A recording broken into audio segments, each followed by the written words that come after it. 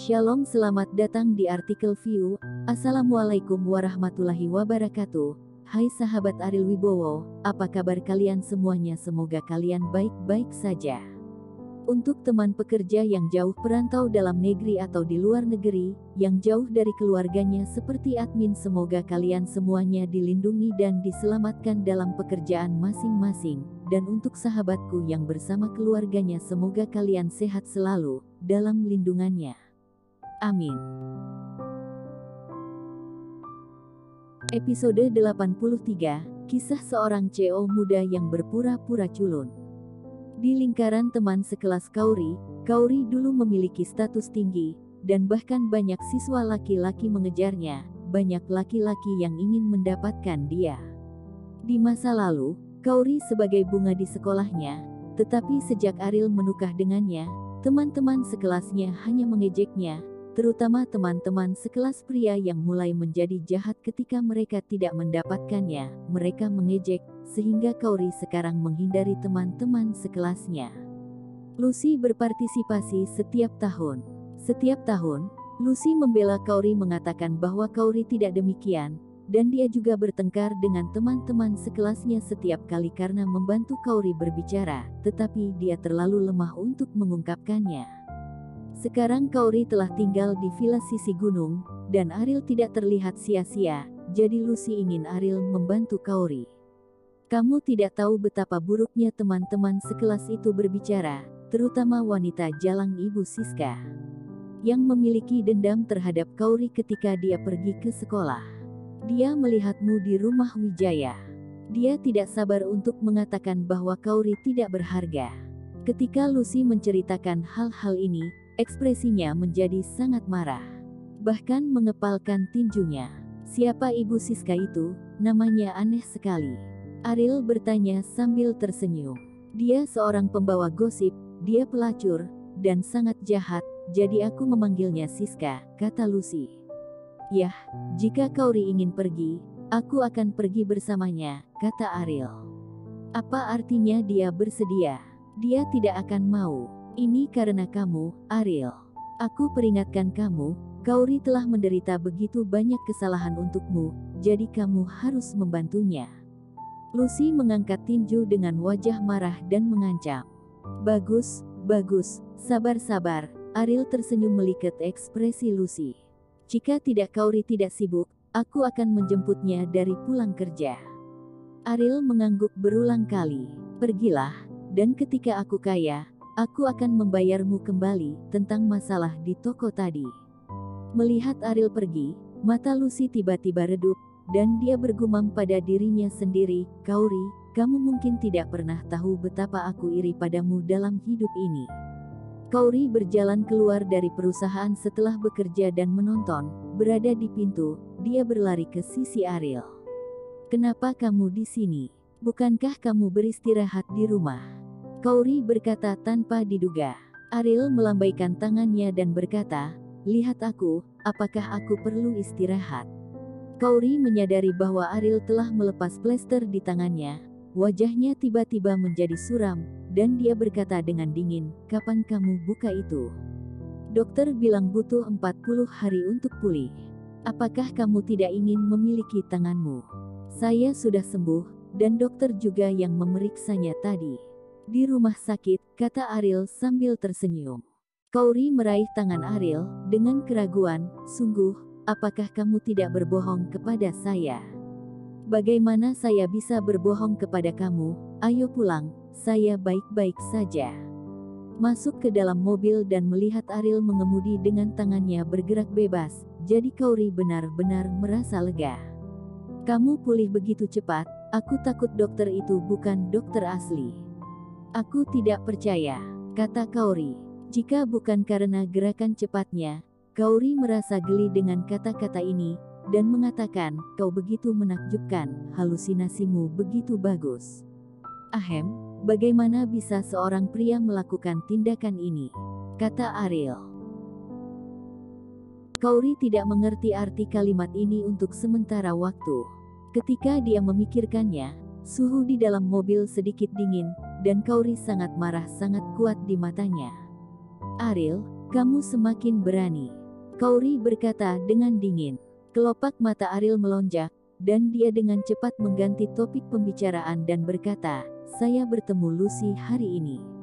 Lucy, dia tidak menghubungi saya selama beberapa hari, dan Kauri tidak tahu apa yang dia lakukan.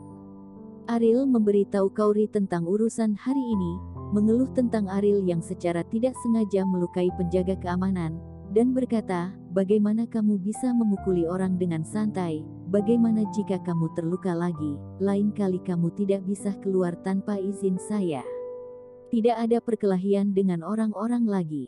Bagus, jawab Ariel, terlepas dari konsekuensi dari janji ini.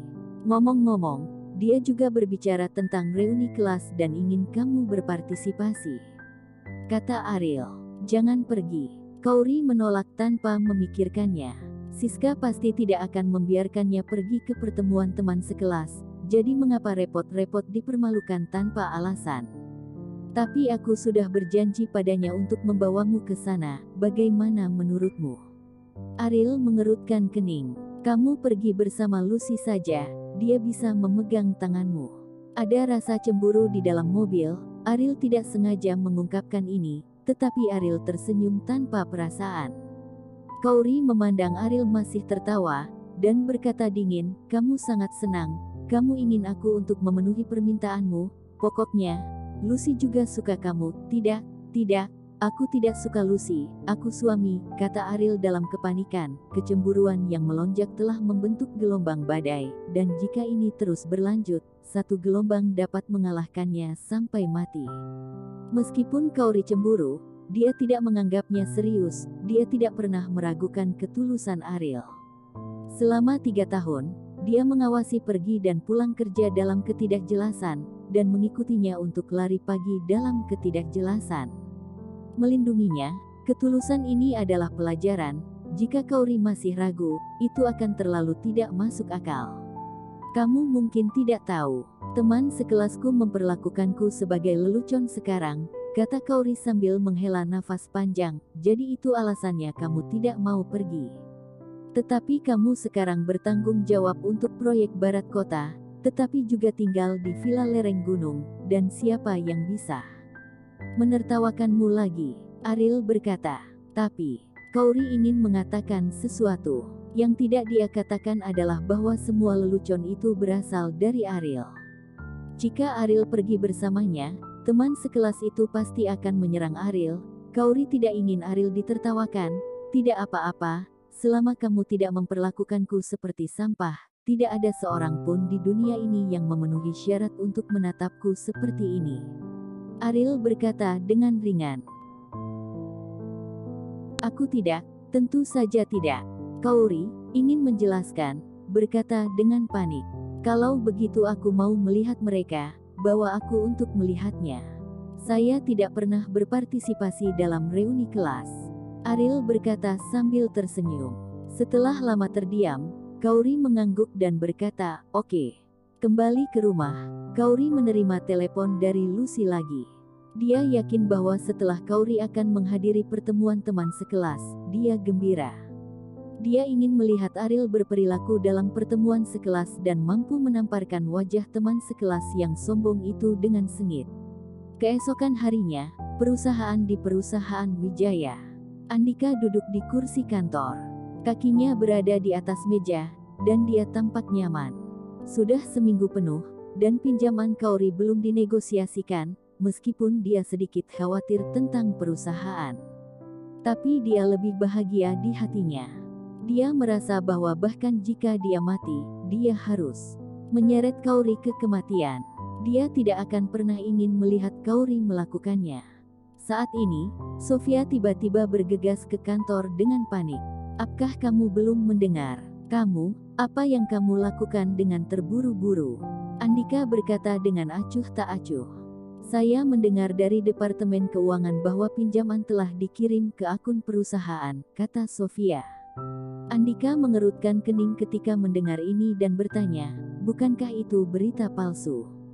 Berapa pinjamannya? Sekarang seluruh Departemen Keuangan tahu tentang ini. 1 miliar penuh telah dibayarkan, kata Sofia. Apa? Andika tidak gembira. jatuh langsung dari kursi kantor, berdiri malu-malu, mengertakkan gigi dan berkata, bagaimana mungkin, bagaimana dia bisa dipinjamkan 1 miliar. Aku tidak ingin percaya tetapi Departemen Keuangan harus mengatakan tidak akan ada yang palsu. Sofia sebelumnya telah memutuskan bahwa Kauri tidak dapat melakukan ini, tetapi sekarang setelah miliaran telah tiba, dia tidak dapat menahannya jika dia tidak mau mengakuinya. Wajah suram Andika benar-benar membuat Kauri melakukannya. Di masa depan, keuangan perusahaan juga akan diserahkan kepada Kauri. Ini adalah mimpi buruk bagi semua kerabat keluarga Wijaya. Pergi ke Departemen Keuangan. Tepat setelah Andika selesai berbicara, telepon rumah di meja berdering. Setelah Andika menutup telepon, Sofia bertanya, ada apa? Nenek berkata, kita pergi ke ruang konferensi untuk rapat. Andika berkata dengan enggan, karena nenek telah maju untuk turun tangan, maka masalah ini pasti tidak akan salah. Bersambung.